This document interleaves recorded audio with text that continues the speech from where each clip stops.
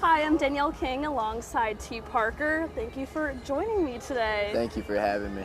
Of course. So I really wanted to talk to you about this experience, being in PBR. I know you haven't really been able to ride most of this season, but you're finally in the home field advantage. You get to experience this all as the Missouri Thunder home team. What has it been like so far going in on Friday, now Saturday? It's been great. I mean, just being here, even though I'm not able to ride right now, it makes me feel like I'm at home. It feels just like the NFR, but every single night the energy is just totally different. It's nothing but great spirits, and being in that locker room with all those guys in there, it just feels like home because it's nothing but ups. There's no such thing as a down in there. So what's the biggest difference to you when it comes to going into PBR versus PRCA? I know the schedule might be one of the biggest things. Well, being in the PBR, I can actually be home a lot more than I usually am, so I can spend time with the family because our pro rodeo, I was gone for a long time and barely got to see my family. And I'm a big mama's boy, so I miss my family a lot. So, I mean, being in the PBR, I get to see them, and then being able to go to every rodeo with the same bunch of guys that turn into your best friends, it's just great because the spirits are always good. You know you're going to go there and just have fun no matter what. So, I mean, that's the biggest plus for me. Coming off of being the Rookie of the Year, also qualifying for the NFR, how much momentum did you have going into this? Once again, I know you had an injury, but it had been pretty exciting coming off of that. It was very exciting. Like, whenever I came into the PBR, into the draft, I didn't think I was going to get picked because of my injury, but I know for a fact that I ride good, and I know some coaches know that I ride good. So, I mean, that's the only thing I could hope for is one of them pick me up, and gladly Mr. Luke Snyder and Ross Coleman picked me up to be on the Missouri Thunder, and I'm glad to rep this patch and stuff because I love this team.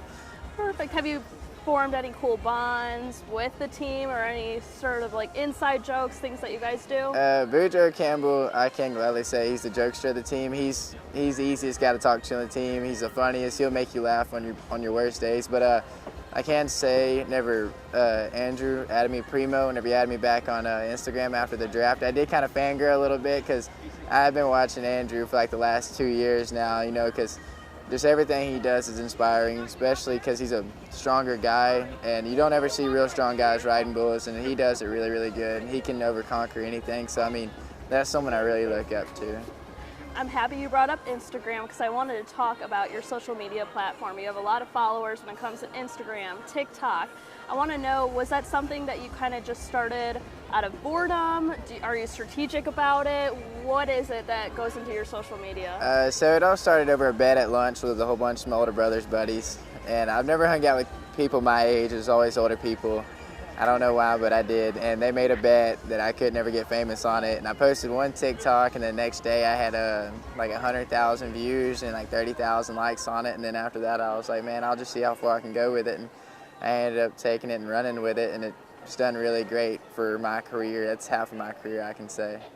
Yeah, I wanted to ask, do you kind of rely on that to make money? I know that this also is your career at the end of the day, but is it something that you're strategic with? Like, you know you need to post on certain days, or do you just kind of do it for fun? I just do it for fun. I mean, I make plenty of money off of TikTok and Instagram and stuff from making posts. So if I'm bored, if I really just want something and my mom will let me spend no more of my money, then I'll just go live or make a couple videos and just do it on there. But I feel like it's the easy way to make me feel like myself, just being able to sit there, look pretty in front of a camera. It feels great, and get paid to do it. It's even better. No kidding, that's gotta be nice. So, when you're doing these TikToks and all that, do you realize that you're building your fan base? Is that kind of a goal at the end of the day? Since last year, it's been a big goal to me, and I've been able to conquer it every time I set it. So like, I wear a Cuban link whenever I ride. I started doing that because not a lot of people knew who I was, and I knew if they hated me, then they'd watch me a lot more.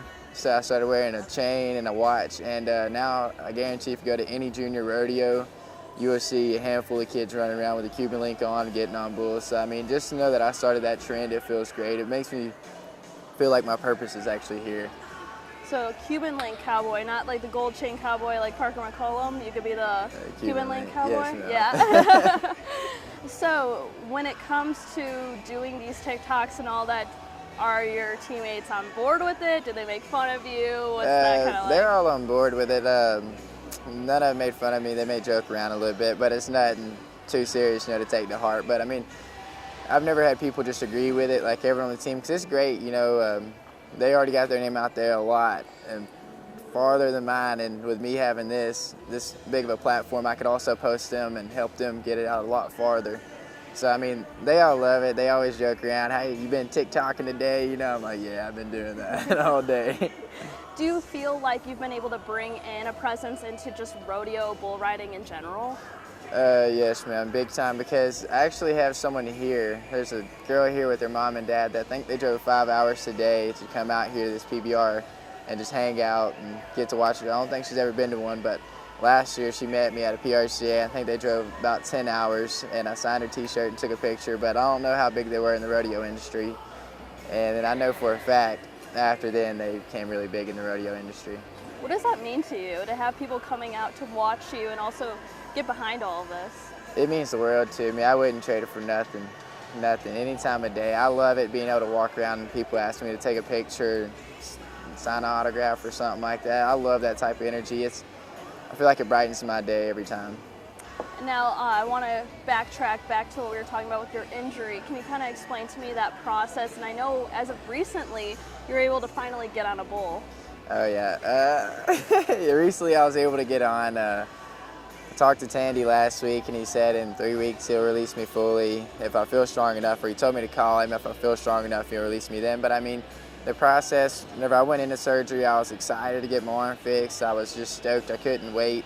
And then about 3 months into it, I think I lost 28 pounds, and I got just really depressed. But since I got on this team, it's brought my spirits way back up, and I'm back to my average weight that I was before my surgery. I'm feeling good, and I'm just excited. Every day I wake up with a smile on my face, knowing that I get to rep this patch and be a part of this great family.